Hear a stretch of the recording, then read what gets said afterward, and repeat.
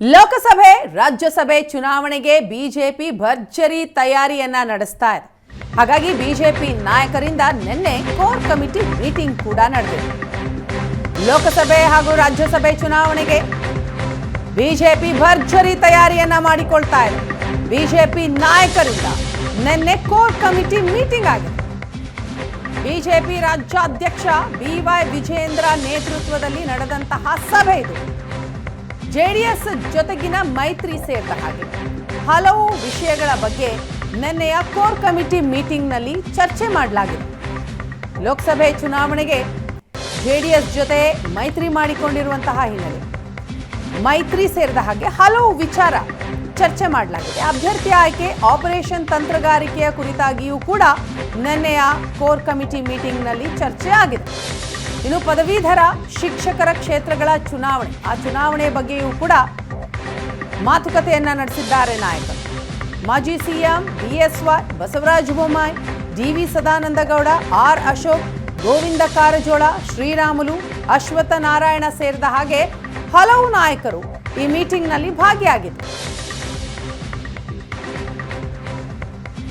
ಹಾಗಾದ್ರೆ BJP core ಕಮಿಟಿಯಲ್ಲಿ ಚರ್ಚೆ ಆಗಿದೆಯೇನು? ಲೋಕಸಭೆ ರಾಜ್ಯಸಭೆ ಚುನಾವಣೆಯ ದೃಷ್ಟಿಯಲ್ಲಿ ಬಿಜೆಪಿ ಭರ್ಜರಿ ತಯಾರಿಯನ್ನ ನಡೆಸ್ತಾ ಇದೆ.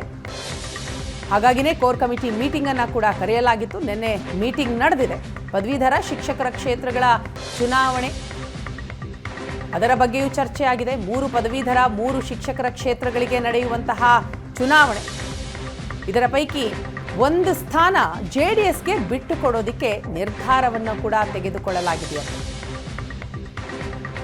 ವರಿಷ್ಠರ ತೀರ್ಮಾನಕ್ಕೆ ಈಗ ಅದನ್ನ ಬಿಡಲಾಗಿದೆ. ಸ್ಥಾನ ಬಿಟ್ಟು ಕೊಡುವ ಬಗ್ಗೆ ವರಿಷ್ಠರು ಯಾವ ನಿರ್ಧಾರವನ್ನ ತೆಗೆದುಕೊಳ್ತಾರೆ ಅನ್ನುವಂಥದ್ದು ಬಹಳ ಮುಖ್ಯ. ಸೊ ಆ ನಿಟ್ಟಿನಲ್ಲಿ ಚರ್ಚೆ ಮಾಡಿದ್ದಾರೆ. ಬೆಂಗಳೂರು ಶಿಕ್ಷಕರ ಕ್ಷೇತ್ರದ ಉಪಚುನಾವಣೆ, ಅದರ ಬಗ್ಗೆಯೂ ಕೂಡ ನಿನ್ನೆಯ ಮೀಟಿಂಗ್ನಲ್ಲಿ ಚರ್ಚೆ ಆಗಿದೆ. ಜೆಡಿಎಸ್ ಅಭ್ಯರ್ಥಿಗೆ ಬೆಂಬಲ ನೀಡಲು ಬಿಜೆಪಿ ತೀರ್ಮಾನವನ್ನ ತೆಗೆದುಕೊಂಡಿದೆ. ಭೋಜೇಗೌಡ ಪ್ರತಿನಿಧಿಸುವ ನೈಋತ್ಯ ಕ್ಷೇತ್ರ ಜೆಡಿಎಸ್ಗೆ ಬಿಟ್ಟುಕೊಡುತ್ತಾ? ನೈಋತ್ಯ ಶಿಕ್ಷಕರ ಕ್ಷೇತ್ರ ಬಿಟ್ಟುಕೊಡುವ ಬಗ್ಗೆ ಬಿಜೆಪಿ ಚಿಂತನೆಯನ್ನ ನಡೆಸಿದೆ. ಅಂತಿಮ ನಿರ್ಧಾರ ವರಿಷ್ಠರು ಏನು ಹೇಳ್ತಾರೆ ಅನ್ನುವಂಥದ್ದನ್ನ ತಿಳಿದ ನಂತರವೇ ಪ್ರಕಟ ಮಾಡಲಾಗುತ್ತೆ. ಅಂತಿಮವಾಗಿ ದೆಹಲಿ ವರಿಷ್ಠರ ತೀರ್ಮಾನಕ್ಕೆ ಎಲ್ಲವನ್ನೂ ಕೂಡ ಬಿಡಲಾಗಿದೆ. ಹಲವು ವಿಚಾರದ ಬಗ್ಗೆ ನಿನ್ನೆಯ ಕೋರ್ ಕಮಿಟಿ ಮೀಟಿಂಗ್ನಲ್ಲಿ ಚರ್ಚೆಯನ್ನ ನಡೆಸಿದ್ದಾರೆ ನಾಯಕರು. ಇದೇ ವಿಚಾರಕ್ಕೆ ಸಂಬಂಧಪಟ್ಟ ಹಾಗೆ ಮಾಹಿತಿಯನ್ನ ಕೊಡ್ತಾರೆ ನಮ್ಮ ಪ್ರತಿನಿಧಿ ರವಿ ಶಿವರಾಮ್.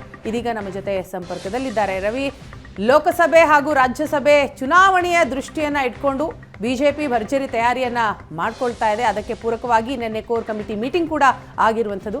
ಆ ಮೀಟಿಂಗ್ನಲ್ಲಿ ಯಾವೆಲ್ಲ ವಿಚಾರ ಚರ್ಚೆಗೆ ಬಂದಿದೆ, ಅಂತಿಮವಾಗಿ ತೆಗೆದುಕೊಳ್ಳಲಾದಂತಹ ನಿರ್ಧಾರ ಏನು?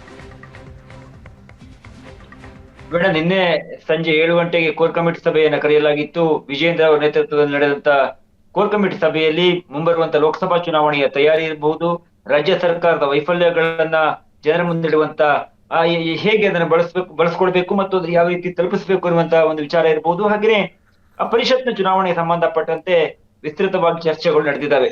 ಪ್ರಮುಖವಾಗಿ ಮೊದಲನೇದಾಗಿ ಹೇಳುವುದಾದ್ರೆ, ಈಗಾಗಲೇ ಬೆಂಗಳೂರು ಶಿಕ್ಷಕರ ಕ್ಷೇತ್ರಕ್ಕೆ ಜೆಡಿಎಸ್ ಕ್ಷೇತ್ರವನ್ನು ಬಿಟ್ಟುಕೊಡೋದಕ್ಕೆ ತೀರ್ಮಾನವನ್ನ ಬಿಜೆಪಿ ಮಾಡಿದೆ.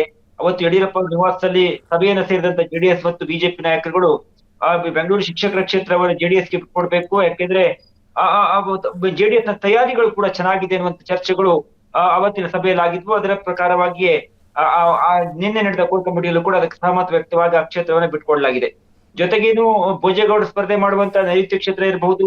ಅಲ್ಲಿ ಕಳೆದ ಬಾರಿ ಗಣೇಶ್ ಕಾರ್ಣಿಕ್ ಅವರು ಸ್ಪರ್ಧೆಯನ್ನ ಮಾಡಿದ್ರು. ಅವರ ವಿರುದ್ಧ ಬಿಜೆಪಿಯಿಂದ ಸ್ಪರ್ಧೆಯನ್ನು ಮಾಡಿದಂತ ಗಣೇಶ್ ಕಾರ್ಣಿಕ್ರನ್ನ ಸೋಲಿಸಿ ಭೋಜೇಗೌಡರು ಆಯ್ಕೆಯಾಗಿದ್ರು. ಈ ಬಾರಿ ಮೈತ್ರಿ ಆಗಿದೆ. ಈ ಕಾರಣಕ್ಕೋಸ್ಕರ ಭೋಜೇಗೌಡರ ತಯಾರಿಯೂ ಚೆನ್ನಾಗಿದೆ ಎನ್ನುವಂತ ನಿಟ್ಟಿನಲ್ಲಿ ಅವರಿಗೊಂದು ಕ್ಷೇತ್ರವನ್ನ ಜೆಡಿಎಸ್ಗೆ ಬಿಟ್ಕೊಡುವ ಕುರಿತಾಗಿಯೂ ಕೂಡ ಬಿಜೆಪಿ ಒಂದು ರೀತಿ ಸಹಮತ ಮಾತುಗಳು ವ್ಯಕ್ತವಾಗಿದ್ದಾವೆ. ಆದ್ರೆ ಅಂತಿಮವಾಗಿ ಹೈಕಮಾಂಡ್ ಜೆಡಿಎಸ್ಗೆ ಎಷ್ಟು ಕ್ಷೇತ್ರವನ್ನ ಬಿಟ್ಕೊಡ್ತಾರೆ ಎನ್ನುವಂಥದ್ದು ನೋಡ್ಬೇಕಾಗಿದೆ. ಬಹಳ ಮುಖ್ಯವಾಗಿ ಗಮನಿಸಬೇಕಾದ ಅಂಶ ಅಂತ ಹೇಳಿದ್ರೆ, ಬಿಜೆಪಿಯಲ್ಲಿಯೂ ಕೂಡ ಬೆಂಗಳೂರು ಶಿಕ್ಷಕರ ಕ್ಷೇತ್ರಕ್ಕೆ ಸಂಬಂಧಪಟ್ಟಂತೆ ಒಬ್ಬರು ಬಂಡಾಯ ಅಭ್ಯರ್ಥಿಯೂ ಕೂಡ ಇದ್ರು. ಆದ್ರೆ ಅವರನ್ನ ಮನವೊಲಿಸುವಂತ ಪ್ರಯತ್ನದಲ್ಲಿಯೂ ಕೂಡ ಸಫಲವಾಗಿದ್ದಾರೆ. ನಿನ್ನೆ ಕೋರ್ ಕಮಿಟಿ ಸಭೆಯಲ್ಲಿ ಅವ್ರನ್ನ ಕರೆದು ಮಾತನಾಡಬೇಕು ಅನ್ನುವಂಥದ್ದಾಗಿ ನಂತರದಲ್ಲಿ ಅವರು ಆ ಒಂದು ನಿವೃತ್ತಿಯನ್ನ ಕೂಡ ಘೋಷಣೆ ಮಾಡಿದ್ದಾರೆ, ಅಥವಾ ಅದ್ರ ತಮ್ಮ ವಾಪಸಾತಿಯನ್ನ ಮಾಡ್ಕೊಂಡಿದ್ದಾರೆ. ಹೀಗಾಗಿ ಬಿಜೆಪಿ ಜೆಡಿಎಸ್ ನ ಮೈತ್ರಿಯಿಂದಾಗಿ ಬಿಜೆಪಿಗೆ ಮತ್ತು ಜೆಡಿಎಸ್ಗೆ ಇದೊಂದು ರೀತಿಯ ಪ್ರತಿಷ್ಠೆಯ ಪ್ರಶ್ನೆ ವೀಣಾ. ಈ ಚುನಾವಣೆಯನ್ನ ಗೆದ್ದಾಗ ಲೋಕಸಭಾ ಮುಂದಿನ ಚುನಾವಣೆಗಳು ಬರ್ತವೆ, ಅಲ್ಲಿ ಇವರ ಸಮಾಗಮ ಹೇಗಿರ್ತವೆ ಮತ್ತು ಹೊಂದಾಣಿಕೆ ಯಾವ ರೀತಿ ಇರುತ್ತೆ ಅನ್ನೋದು ಈ ಚುನಾವಣೆಯಿಂದ ಗೊತ್ತಾಗತ್ತೆ. ಹೀಗಾಗಿ ಎರಡು ಪಕ್ಷಗಳು ಇದನ್ನ ಬಹಳ ಒಂದು ಪ್ರತಿಷ್ಠೆಯಾಗಿ ಮತ್ತು ಒಂದು ರಾಜಕೀಯ ಪೈಪೋಟಿಯ ಮಧ್ಯೆ, ಯಾಕಂದ್ರೆ ಕಾಂಗ್ರೆಸ್ 135 ಸ್ಥಾನವನ್ನು ರಾಜ್ಯದಲ್ಲಿ ಹೊಂದಿದೆ. ಈ ಸಂದರ್ಭದಲ್ಲಿ ಮೈತ್ರಿ ಮೊದಲದಾಗಿ ಯಶಸ್ವಿ ಆಗ್ಬೇಕು ಅಂತ ಹೇಳಿದ್ರೆ ಹೊಂದಾಣಿಕೆ ಕೊರತೆ ಆಗ್ಬಾರ್ದು ಎನ್ನುವ ನಿಟ್ಟಿನಲ್ಲಿ ಚರ್ಚೆಗಳು ಆಗಿದ್ದಾವೆ. ಇನ್ನು ಪ್ರಮುಖವಾಗಿ 7ನೇ ತಾರೀಕು ಫೆಬ್ರವರಿ 7ನೇ ತಾರೀಕು ಏನು ದೆಹಲಿಯಲ್ಲಿ ಹೋರಾಟವನ್ನ ಮಾಡೋದಕ್ಕೆ, ಸಂಸತ್ ಎದುರುಗಡೆ ಪ್ರತಿಭಟನೆಯನ್ನ ಮಾಡೋದಕ್ಕೆ ಕಾಂಗ್ರೆಸ್ ತೀರ್ಮಾನವನ್ನ ಮಾಡಿದೆ. ಅದು ಅನುದಾನ ತಾರತಮ್ಯವನ್ನು ಆರೋಪಿಸಿ ಕೇಂದ್ರದ ಗಮನವನ್ನ ಸೆಳೆಯುವುದಕ್ಕೆ ರಾಜ್ಯದಿಂದ ಸಚಿವರು ಇರ್ಬೋದು, ಶಾಸಕರೆಲ್ಲರೂ ಕೂಡ ಹೋಗಿ ಅಲ್ಲಿ ಪ್ರತಿಭಟನೆಯನ್ನ ಮಾಡೋದಕ್ಕೆ ತೀರ್ಮಾನವನ್ನ ಮಾಡಿದೆ. ಅದೇ ದಿನ ಬೆಂಗಳೂರಿನ ವಿಧಾನಸೌಧದಲ್ಲಿರುವಂತಹ ಗಾಂಧಿ ಪ್ರತಿಮೆ ಎದುರುಗಡೆ ಬಿಜೆಪಿ ಕೂಡ ಧರಣಿಯನ್ನ ಮಾಡೋದಕ್ಕೆ ನಿನ್ನೆಯ ಕೋರ್ ಕಮಿಟಿ ಸಭೆ ತೀರ್ಮಾನವನ್ನ ಮಾಡಿದೆ.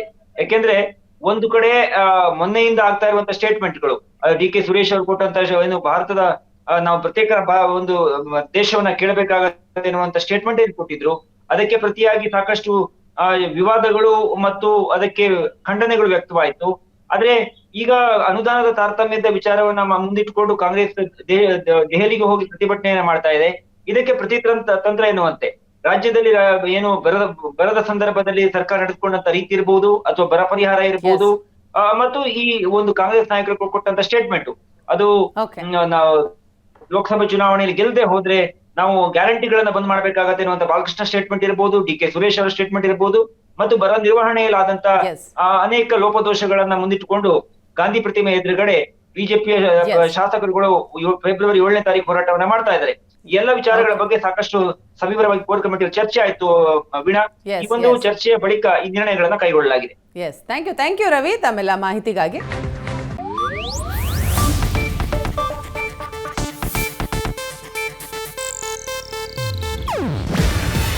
ಇದು ಏಷ್ಯಾನೆಟ್ ನ್ಯೂಸ್ ನೆಟ್ವರ್ಕ್ ಪ್ರಸ್ತುತಿ. ನೀವು ನೋಡ್ತಿದ್ದೀರಾ ಏಷ್ಯಾನೆಟ್ ಸುವರ್ಣ ನ್ಯೂಸ್.